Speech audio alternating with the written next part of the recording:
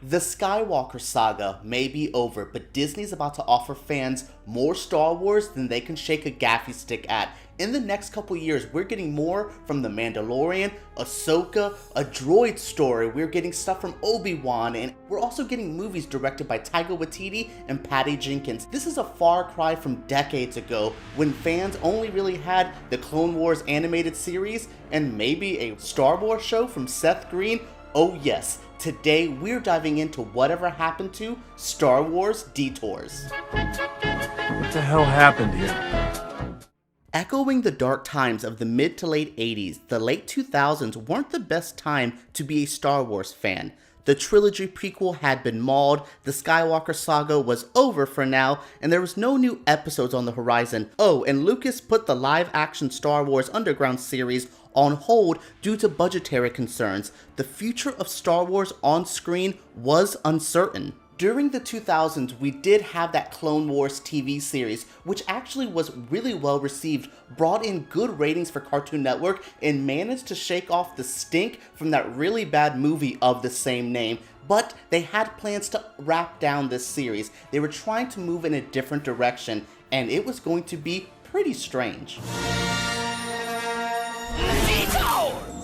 At this time, Lucasfilms was trying to figure out a new animated series. This time though, they were going to set it in between Revenge of the Sith and A New Hope, but give it a comedic spin. This was going to be something completely different for Star Wars at the time. Hell, looking at Star Wars now, there's nothing really like what Star Wars Detours would have been. Behind the scenes, Lucasfilms had enlisted Seth Green and Matthew Sinrick, co-creators of Adult Swim's stop-motion animated sketch show Robot Chicken, to produce this animated parody of the galaxy far, far away. Seth Green and his partner were no strangers to the Star Wars brand of comedy though. Green had involvement in the Star Wars Family Guy episodes, and the duo regularly parodied the saga on Robot Chicken, leading to the trilogy of the Lucas-approved Robot Chicken Star Wars specials. Actually, it was George Lucas who brought this idea directly to Seth Green and Sinrick,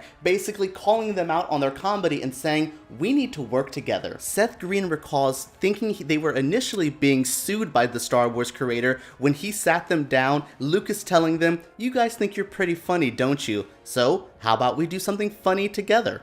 As it did with the Clone Wars, Lucasfilms chose to produce Detours in-house before seeking a distribution platform, and it even brought in a number of Star Wars veterans for its voice cast. These actors included Anthony Daniels, of course, as C-3PO, Billy D. Williams as Lando Calrissian, and Ahmed Best as Jar Jar Binks.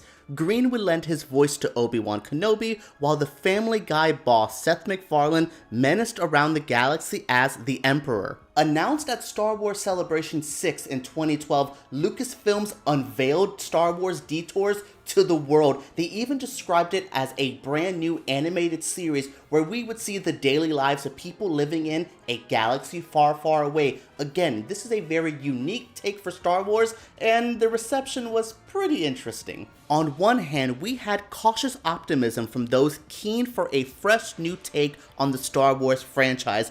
Then you also had the anger and vitriol from those still seeking George Lucas's blood for that damn prequel trilogy, and then there was the indifference from everyone else that Star Wars was just trying to do something kind of weird at this time. What do you mean late for dinner?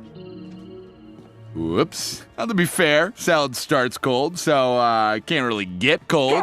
Ultimately, though, we never got to figure out which of the fan base would have been right or wrong about this. We never got the feelings from the fans because the project never came out. In 2012, a massive business deal changed Star Wars forever. Out of the blue, on an otherwise quiet Tuesday morning in October 2012, the Walt Disney Company announced it was handing $4 billion over to George Lucas to acquire Lucasfilms and all its subsidiary companies.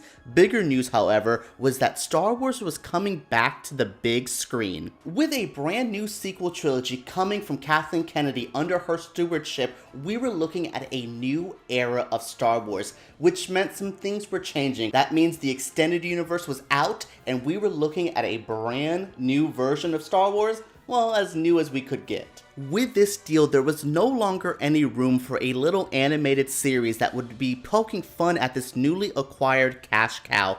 In March of 2013, Disney announced that it was not only canceling Star Wars: The Clone Wars, but it was also placing Star Wars Details on an indefinite hold, with the official statement reading like this. Star Wars Detours was conceived and produced before we decided to move forward with a new Star Wars trilogy, and in the wake of that decision, Lucasfilms has reconsidered whether launching an animated series prior to the events of Episode 7 makes any sense. As a result, we've decided to postpone the release of Detours until a later date. While the proposed Star Wars Underworld live-action series had up to 100 scripts completed before the plug was pulled, Detours was already much further along in production by this point, with Seth Green revealing later in that year that 39 episodes, a full 2 seasons worth of episodes, had been completed in their entirety, and a script for further 62 episodes were already in hand. With George Lucas also quickly departing from his role of creative consultant on the sequel trilogies, these episodes remain, at least at the time of recording, the Star Wars creator's final contribution to the galaxy he created in 1977. So, will we ever see Star Wars Detours? I don't know at this point. It seems unlikely, though fans got a glimmer of hope in 2018 when Lucasfilms renewed the copyright for the Detours name. But besides a 6-minute leak in November of last year, there has been nothing from this product. If it was ever going to see the light of day, we suspect that Disney would have offered it as a launch title for the Disney Plus streaming service as a way of luring in a few Star Wars fans ahead of The Mandalorian's premiere. As it stands though, it looks like Star Wars Detours is going to remain safely anonymous.